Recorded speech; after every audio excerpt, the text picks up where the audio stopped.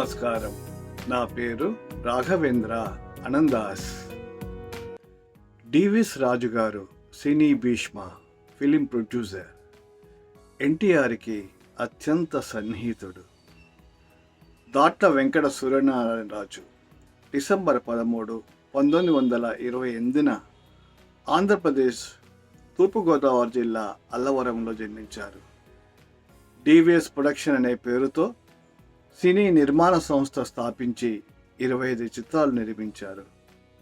ఎన్టీఆర్తో పిడుగురాముడు, K Vishwanath డైరెక్షన్లో చిన్ననాటి స్నేహితులు, జీవనజ్యోతి, జీవిత నౌక, ప్రెసిడెంట్ పేరమ్మ తీశారు.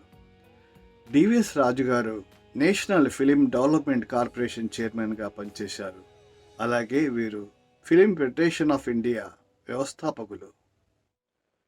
డివిఎస్ రాజు గారు నిర్మించిన మంగమ్మ శబదం చిత్రంలో సినారే రచన, టివి రాజు సంగీతం, ఘంటసాల సుశీల పాడిన నీ రాజు పిలిచేను రే రాజు నిలిచేను ఈ రేయి నీదే కదా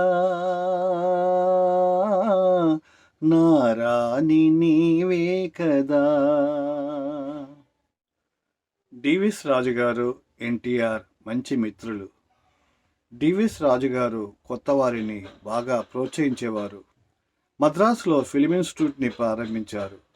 దీని ద్వారానే రజనీకాంత్, చిరంజీవి, రాజేంద్ర ప్రసాద్ లాంటి మేటి తారలు చిత్ర పరిశ్రమకు లభించారు. ఎన్టీఆర్ సీఎంగా ఉన్నప్పుడు హైదరాబాదులో లలిత కళాతోరణం నిర్మించారు డివిఎస్ రాజు గారు. డివి రాజు గారు నిర్మించిన పిడుగురాముడు చిత్రంలో టివి రాజు గారు సంగీతం, సినారే కలం, ఘంటసాల సుశీల పాడిన ఈ పాట.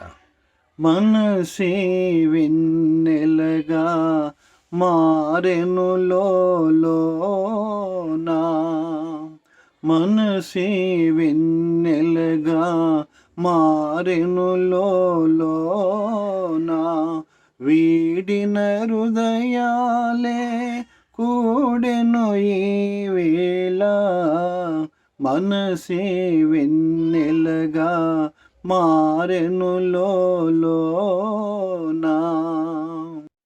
డివిఎస్ రాజు గారు నిర్మించిన సినిమాలు 1960 సంవత్సరంలో చిరాగ్ కహా, రోష్నీ కహా అనే హిందీ చిత్రం, తెలుగులో ఏఎన్ఆర్ సావిత్రి, మా బాబు. ఎన్టీఆర్తో వరుసగా మంగమ్మ శపథం, పిడుగురాముడు, తిక్క శంకరయ్య, ధనమా దైవమా, చిన్నాటి స్నేహితులు. 1975లో శోభన్ బాబు వాణిశ్రీలతో జీవనజ్యోతి. 1977లో జీవిత నౌక శోభన్ బాబు జయప్రదలతో. తర్వాత ప్రెసిడెంట్ పేరమ్మ నూతన్ ప్రసాద్ కవితలతో. 1980లో కె విశ్వనాథ్ డైరెక్షన్లో కృష్ణంరాజు జయసుధలతో అల్లుడు పట్టిన భరతం. 1983లో ముజే ఇన్సాఫ్ చాయి, చాణిక్య శపథం, జయం మనది, భానుమతి గారి మొగుడు.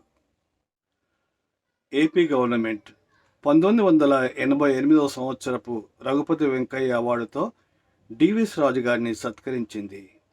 2001 సంవత్సరంలో భారత ప్రభుత్వం పద్మశ్రీ అవార్డుతో గౌరవించింది. వీరు 2010 నవంబర్ 13న తన 82వ ఏట కన్నుమూశారు. వీరిని స్మరించుకుందాం.